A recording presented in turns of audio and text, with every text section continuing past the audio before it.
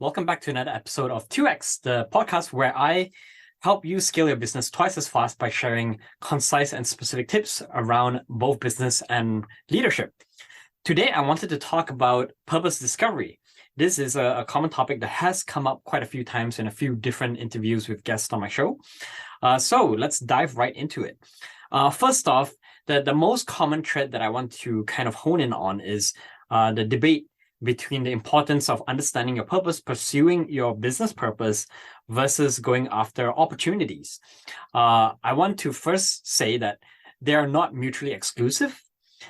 As you pursue your purpose, you also want to be able to have a good eye for opportunity and be able to capture it with the right timing and with the right resources available as well. Same goes the other way. You can definitely pursue opportunity as long as it speaks to your personal purpose or your personal mission. So let's dial back a notch. Some people don't even know where to begin when it comes to purpose discovery. Not everyone comes out the gate, graduates, and knows what their true calling in life is. So how do you go about starting out in that journey? I'd say first off, if you've read a lot of personal development books, if you've seen a lot of videos, you probably noticed that this is a common trend and everyone seems to be talking about purpose. But I want to first acknowledge, number one, it's not easy to find your purpose. It's not something that happens overnight. You don't meditate, go for a retreat, try some ayahuasca and come out and you know what your purpose is. So how do you go about with this? And I'd say it's more of a journey. It's a bit of self-discovery, a bit of reflection, possibly also a little bit of self-deception and self-convincing, right? So here's at least what I've learned. So number one is, let's talk a bit about why purpose, and then I'll talk a bit about how to kind of discover your purpose. So why do I say purpose is important? And you might hear this in other courses, other speakers as well, is having a core purpose helps you understand, at least on a base level, what you're aiming for, what your destination is. And a simple analogy to think of this in a business sense is, if you have a company mission or company purpose, which usually will be similar to your personal purpose or mission as well, your purpose is your destination. So you might say, like, I'm driving from, let's say, Vancouver to Seattle, Washington. Right. So your destination, Seattle, Washington, that is your purpose. And as you go about on that drive, then what you are finding is you may occasionally run into roadblocks. There may be certain problems. Maybe a road is closed. There was a landslide, those kind of things. And that's like the challenges in life. And what happens is when you face those challenges, you don't give up. You know what your destination is. If you turn around and go back to Vancouver, that's abandoning your purpose, right? If you find a different way, if you take an alternate route, that's what we call, in a business sense, you are pivoting the business. You're making a change, but you're still going towards that same destination. So since we're talking a bit about pivots, in the business world, you want to make sure that as you make or explore pivots, you're not just throwing shit on the wall and seeing what sticks. Because we as entrepreneurs, we have an easy tendency to have what we call shiny object syndrome. We tend to see new technology and we think, oh, no one else is doing this. I see an opportunity in this. I want to pursue it. So how do you differentiate that shiny object syndrome versus being gritty and kind of staying on that path, but trying and experimenting different ways in order to achieve the outcome that you desire? I would say it's by grounding those pivots in, number one, in your purpose, and then number two, in the things that you're learning. Don't just try random things. You want to have some level of informed decision. You might say, like, oh, we're noticing that, let's say, Facebook is not working because our target audience, Gen Zs, don't really use Facebook anymore. Therefore, we're going to pivot to using TikTok as a distribution channel, right? Make sense?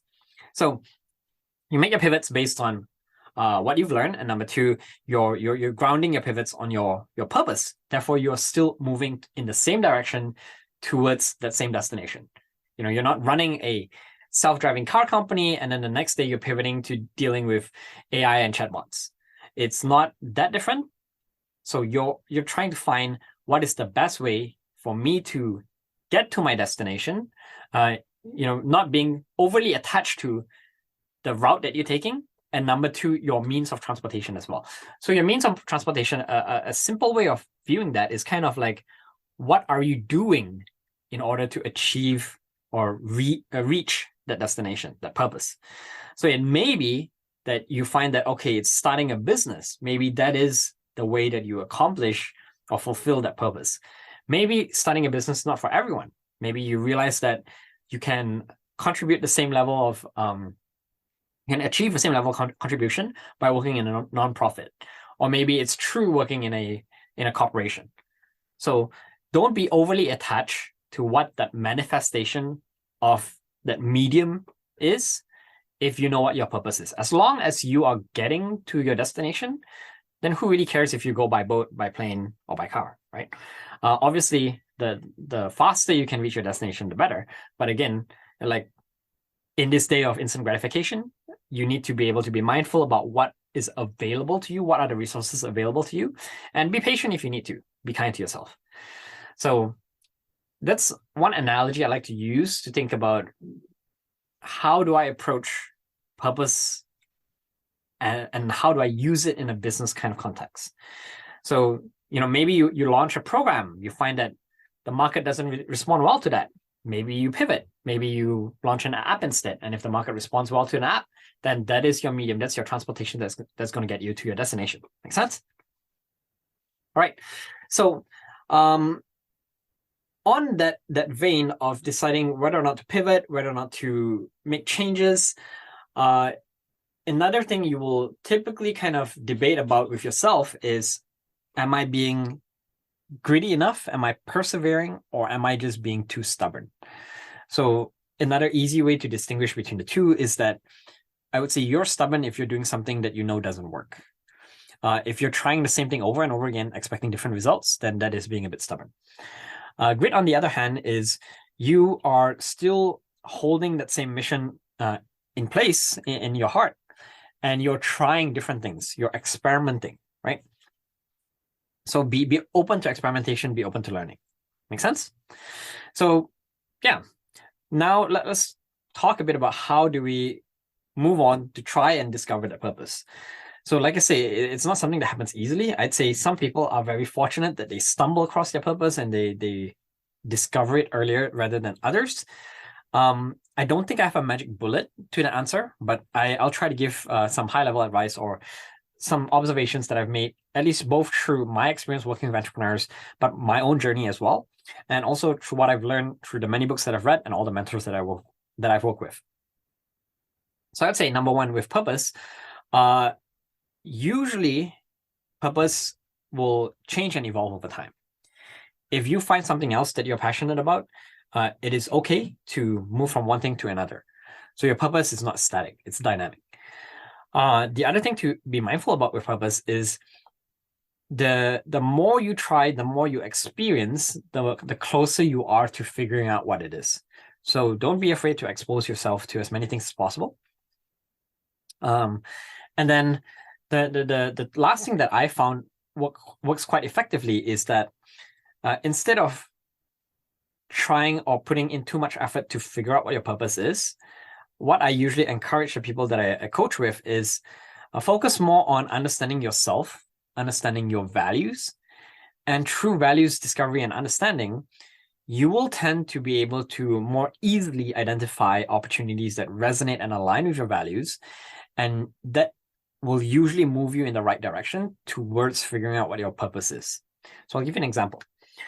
So this does bleed into the topic of value discovery. So let's talk a bit about values. Values here, when I say values, I'm not usually talking about, like, let's say in a business sense, I'm not talking about what value do you bring to your customer. I'm talking about the values of a business, more on the cultural level. So let me give you an individual example. So let's say if I am someone who values security, who values health, who values family, because maybe, I'm a 40-year-old father, I have 2 kids at home, and I want to keep fit, right?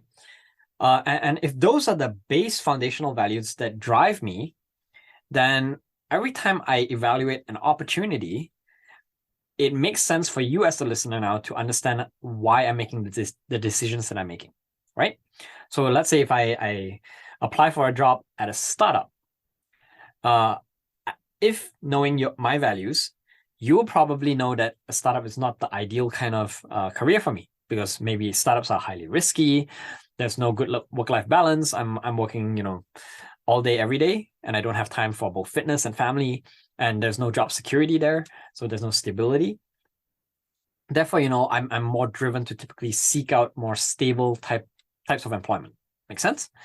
So knowing or understanding someone's values, both for yourself, but also as you as a business owner, understanding both your customer or your client's values, it helps you really understand what are the motivational factors that actually drive their decision making. So if you understand what values a person has, you'll understand what their pros and cons are.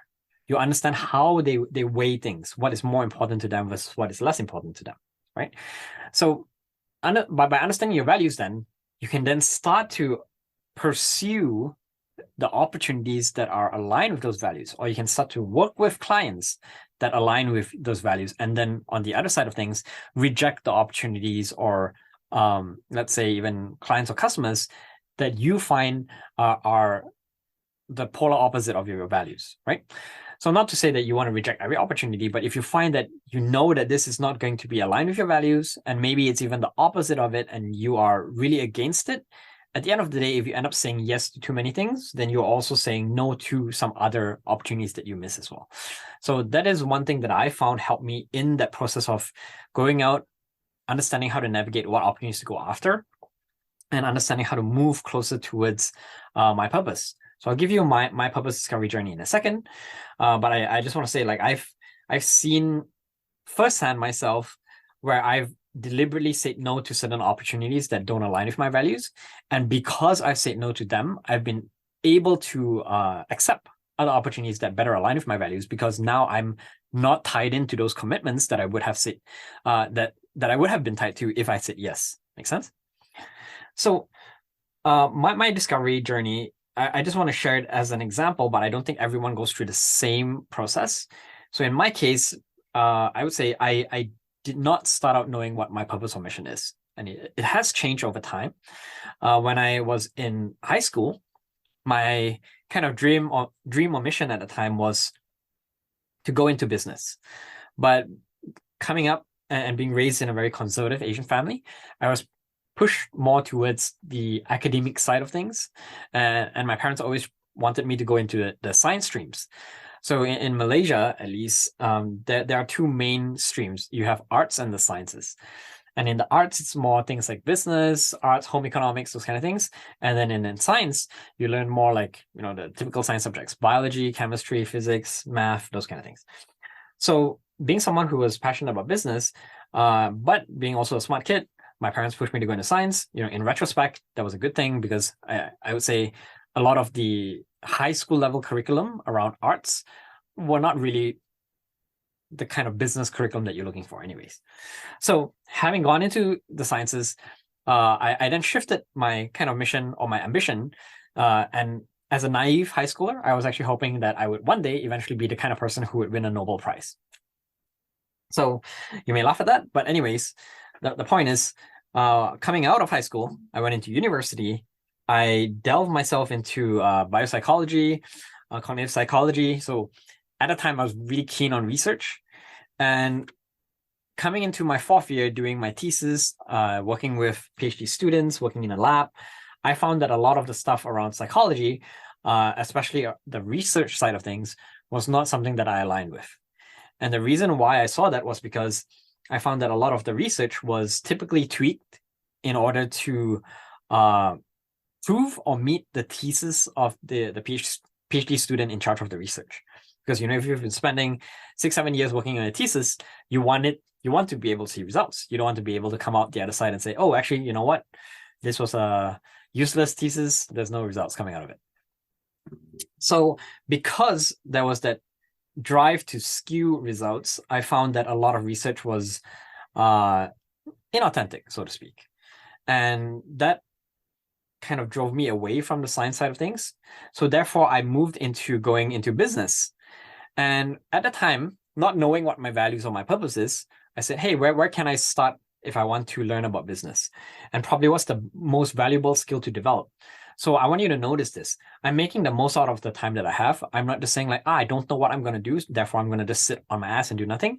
I said, okay, I want to go into business. I don't know what business yet. What skills can I develop? That's what I started with. So at the time I said, hey, sales is probably the best place to start, because every business person has to learn how to sell something, be it selling to your customer, but also selling your culture to your team members, or selling your vision to any investor that you bring on board. So I set out in my career in sales. And then through that, started to continue to develop myself, learn a lot about personal discovery. And that's where I started to read a lot of books and learn about both defining your purpose, but also defining your values. And one exercise in Tony Robbins' book, Awaken the Giant Within, actually really stood out to me. So he talked a bit about values. And when I went through that exercise, I started to see, okay, these are my core values. And in hindsight, looking at my core values and my career, I started to realize why I did the things that I did and why I'm moving in the direction that I'm moving. So if you want a quick rundown on an exercise, what that exercise is basically, Tony says, list down 10 values that you think resonate with you. So these could be values like being adventurous, being playful, being kind, being authentic, family, growth, contribution, whatever you think you care about. There's no right or wrong answer. Everyone cares about different things. So list down 10 of those values that you care about. The next step in Tony's exercise is to rank those values from 1 to 10. And the easiest way to do that if you're struggling is if you take 2 values and you compare them against each other. So if you have both adventure and you have security on your list of 10 values, if you put adventure against security, which one is more important to you? And naturally, as you start to rank these values, you'll have a list of 1 most important all the way to 10 least important. And what you then do as a next step is you look at your top 3 values. And the reason why top 3 is because usually at any given time, values, again, they're dynamic as well. They can shift over time, but generally you only have the capacity to focus on your top 3 core values. So once you know what your core values are, then it helps you understand why you make decisions that you make. So I look back at my career and I realized that, oh, you know what? Everything that I did, my core values are growth, contribution, and authenticity. So everything that I was doing, I like to seek out positions where I could grow, where I could learn new things. I like to be in a place where I could also feel like I'm giving back as well, that I'm contributing, helping other people around me rise up, helping other people around me learn. And then lastly, I don't like to bullshit. I like to be as authentic as possible. So that was kind of my modus operandi, so to speak. And through going through that, I saw, okay, this is why I actually didn't like some of the jobs that I was working in, because some of them did not fulfill some of those values that I had. And then this was why I liked other jobs that I worked in for quite a long time at a lower than usual pay, because those jobs actually spoke to my values a bit more. And coming out of it, I started to convince myself, and I'd say there's a part of also purpose discovery, that I want to basically create a situation where I can constantly give back and learn at the same time, but also just be myself. Therefore, I've made it my mission to speak to education, because education both helps me be in a position where I can learn, but also in a position where I can contribute, and I get to be myself, right? So as a business owner in education, and what in education is my purpose? I've narrowed that down to education in the kind of soft skill space in personal development, because I feel that a lot of traditional education out there is very hard skill focused. If you look at a university, they teach you skills, how to be a plumber, how to be an engineer, how to be a scientist, whatever it is. You learn very specific hard skills, but they don't tell you things like, how to build confidence, how to negotiate, how to be a good leader. A lot of these are quote unquote fluffy, but I would say that if you go out into society, the level of success you see really depends a lot more on the soft skills rather than the hard skills. Soft skills are a bit harder to train. They take a lot more time to develop. And at the end of the day, because technology is evolving so quickly, most people, when they graduate, they have to pick up all the hard skills from scratch anyways. If you graduate having an experience, let's say as a developer, as a software programmer, you find that whatever company that hires you will train you on their stack of technology, software, and language. So at the end of the day, I found, okay, it was more meaningful to work on these soft skills because they're more enduring. They are things that are not taught in traditional institutions. And they are skills and qualities that really help people grow a lot more, both personally, but also in their career, but also business-wise as well. So that's kind of my purpose discovery journey. Again, like I say, I did not land on this on day one, and it wasn't something that I immediately just latched onto when I thought about it as well. So I had to, over time, through practice, kind of convince myself that this is the direction that I want to go in. And maybe 20 years down the road, I may have a completely different purpose and mission. But what you will generally find is purpose and mission, yes, it can be dynamic, yes, it can change. But once you have latched down onto it, once you have found something that you believe resonates with you, it tends to be relatively stable. Values, on the other hand, same thing, they're also dynamic. But typically, once you pass your 20s, most of your values will also be relatively stable, mostly because values are instilled upon you both through your upbringing and the environment that you're in as well. So as you navigate the world, as you see things that are unjust to you, that you don't feel is fair, or as you enjoy certain things and you start to figure out what you like, you start to develop your sense of values. And usually by your 20s, that's when you have a good sense of what your baseline is. So yeah, that's kind of that journey through purpose discovery. Some other exercises that I can just throw out there in case people are wondering, like, how else can I think about my values? How else can I think about purpose? Some things that I've heard work quite effectively for different people. One is you can run an exercise where you ask your best friend, someone who knows you really well, just sit down with them one-on-one and get them to tell you what they see in you. And that's mostly because objectively, people tend to be able to view your characteristics in a more honest way. And sometimes you may be lying to yourself, not so much intentionally, but sometimes you may not be aware of some things that you are very passionate about. So get someone to give you that input. Another thing that you can try is some reflection. Think about people that you idolize. Think about characters on screen in movies that you admire. They typically embody the values that you care about. And then a third exercise that you can also try is think about the things that really grind your gears, things that you are, that absolutely turn you off, that make you angry. And whatever those are, the opposite of that, those are your values. So if you find that, let's say, child trafficking, that is something that you are absolutely against, then you have the opposite of that. So you care about, having justice in society, right? You care about, let's say, equal opportunity and education for the young. Who knows? So on that sense then, let me talk and shift gears more on purpose from a business perspective and kind of how do you use it in the workplace, and same with values as well. So I've seen a lot of content out there where they talk about purpose in business and same with values. And I've seen a lot of companies try to implement them, but I would say some don't do it the right way. Some do, some don't. So I wanted to share at least my observations on that topic. So when it comes to purpose discovery in a business, or at least fulfilling a purpose in a business, usually it's a bit easier to define that in a business than on a personal level.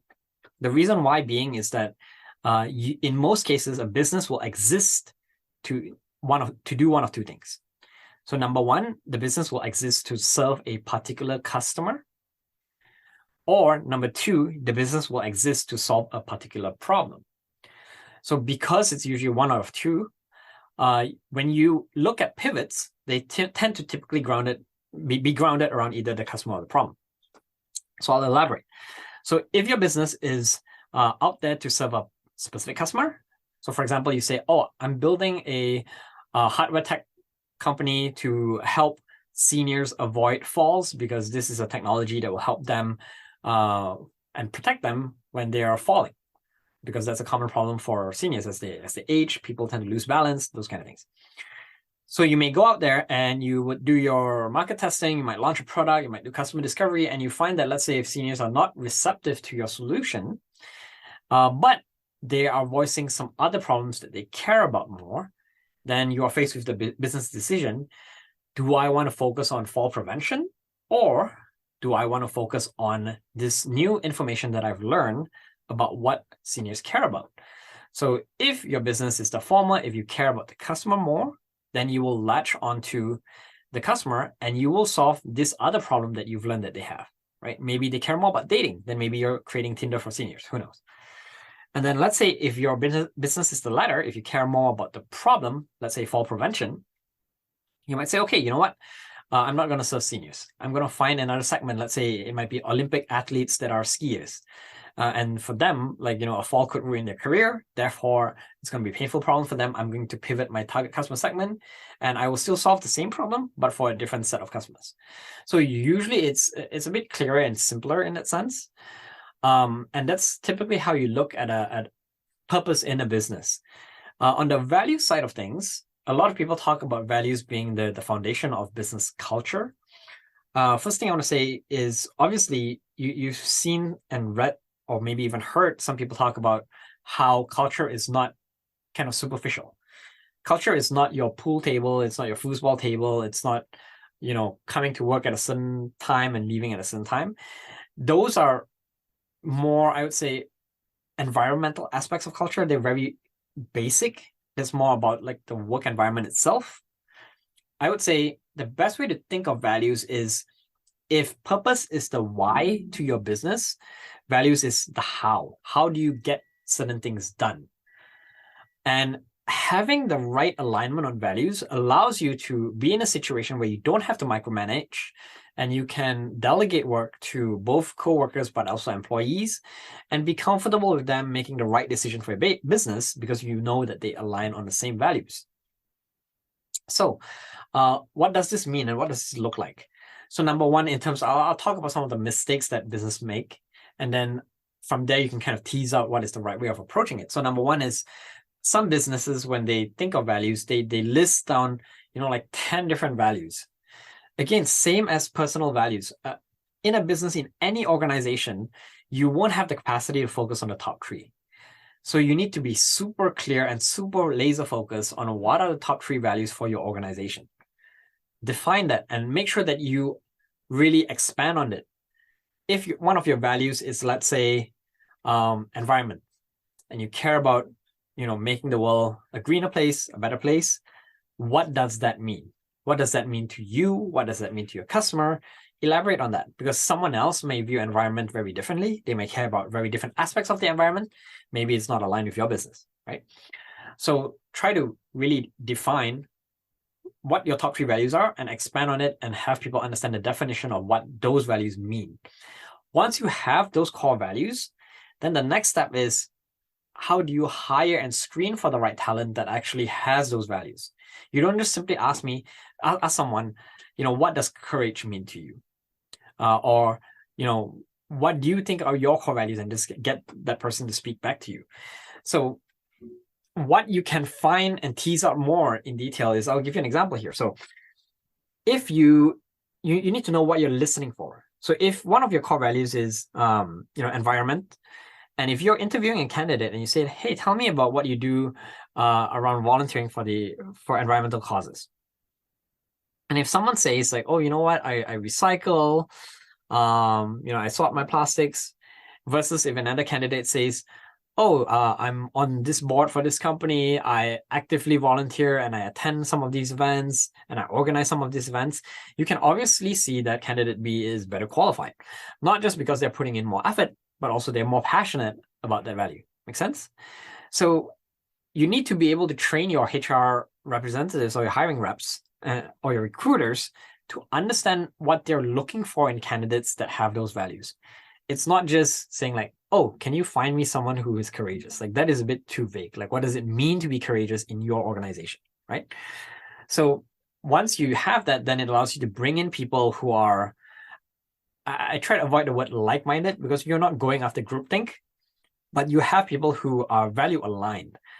And this then becomes a good mixing pot in your organization, because as you run a company and as you expand, when you hire people and bring people to the team, you want people to have a diverse amount of experience, both in life experience, but also in work experience, because diversity brings in different perspectives and they can solve problems in different ways. They can come up with new ideas, right? You want diversity in skills because you don't want everyone to be a developer on your team. Neither do you want everyone to be a salesperson. You want people who can do different things so they complement each other. Make sense? But then on the value side, by having alignment on values, these allows you and your team to approach a problem, and people may come up with different ideas, but at the end of the day, all of the ideas that are on the table are going to be ideas that are value aligned. And then that's where you can go out and test the ideas to figure out what is the best idea. If you are not value aligned, then you end up with people coming up with ideas that will actually cause more problems for the company than good. So I'll give you one example. When I was working for a telecom company, we had one rep that was our top sales rep for the entire company. But he was an absolute pain in the ass to deal with. And he would actually put off a lot of salespeople that he worked with because he was good at selling, but it would almost be like that greasy salesman kind of thing. Like he would push customers to buy products that weren't a good fit for them. He would steal sales from other reps, right? He would be very, very aggressive. And at the end of the day, that's not a quality that you want, even though they're hitting those metrics, they're performing. If they're not sharing the same values as the rest of your team or your company, then they're going to create a lot of friction. So make sure you find people who will not just achieve the objective at all costs, even at a negative cost. You want people who are willing to work towards the objective in a way that aligns with the rest of the team as well. Make sense? So yeah, I think I'm going to pretty much wrap it up here. I think this should give you some foundation to understand how to approach both purpose discovery, but also value discovery as well. So yeah, try it out, test different things and see what works for you. And like, I'd love to hear from you. If you have any specific advice on this topic, if you want to share it with the audience, do reach out. You can reach me at Chin, CHIN, at classynarwhal.com, CLASSYNARWHAL.com. All right. Thanks again for tuning in.